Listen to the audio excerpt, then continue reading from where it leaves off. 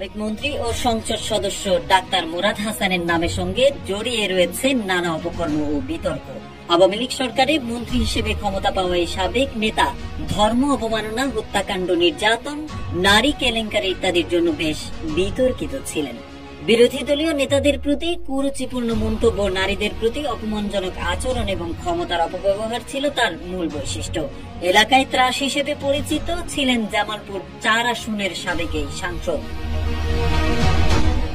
একটি বেসরকারি টেলিভিশনের প্রতিবেদনে জানানো হয় 2013 সালের 26 মার্চ স্বাধীনতা দিবসে ফুল দেওয়া নিয়ে উপজেলার আরামনগর বাজারে সংঘর্ষে বিএনপি কর্মী বেলাল হোসেনকে প্রকাশ্যে গুলি করে হত্যার অভিযোগ মুরাদ হাসানের বিরুদ্ধে। বেলালের মৃত্যুর পর পেরিয়ে গেছে 1 যুগ, কিন্তু এখনো স্বজন হারানোর ব্যথা কাটেনি তার পরিবারের। বেলালের পরিবারের দাবি, সাবেক এই এমপি পিছন থেকে গুলি করে নির্মমভাবে হত্যা করে বেলালকে। শুধু গুলি করে নয়, 2014 সালের 2 ফেব্রুয়ারি ভাটারা ইউনিয়ন যুবদল নেতা সুজন খানকে পিটিয়ে ও হাত পায়ের রক কেটে হত্যা করা হয়। পরে তার মরদেহের উপর মোটরসাইকেল চালিয়ে পৈশাচিক উল্লাস করে মুরাদের সমর্থকরা। পুত্রশোকে মারা গেছেন সুজনের মা, এমনটাই দাবি পরিবারের।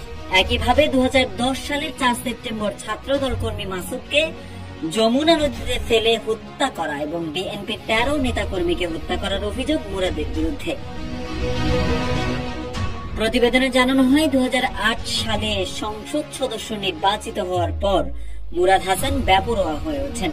অনুসারীদের নিয়ে গড়ে তোলেন সন্ত্রাসী বাহিনী। বালু ব্যবসা, গরুর হাট নিয়ন্ত্রণ, সরকারি প্রকল্প বরাদ্দে অনিয়ম, জমি দখল, মাদক ব্যবসা ও সিন্ডিকেট নিয়ন্ত্রণ সহ অপরাধ জগতের এমন কিছু নেই যার সঙ্গে যুক্ত ছিলেন না বিকৃত চরিত্রের মুরাদ হাসান।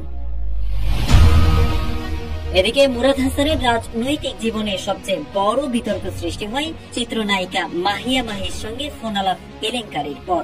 এর ফলে তিনি আওয়ামী লীগ থেকে বহিষ্কৃত হন এবং তার রাজনৈতিক ক্যারিয়ারের পতন হয়। সে সময় তার নিজ দলের নেতাকর্মীরাও তার বহিষ্কারের সংবাদে আনন্দ উল্লাস করে। রাজনৈতিক ক্যারিয়ারের পতনের পর মুরাদ হাসান কানাডা পালিয়ে যেতে চান, কিন্তু বিতাড়িত হয়ে দেশে ফিরে আসতে হয় মুরাদকে। বর্তমানে আত্মগোপনে সাবেক আওয়ামী লীগ নেতা মুরাদ হাসান। তার বিরুদ্ধে রয়েছে একাধিক মামলা।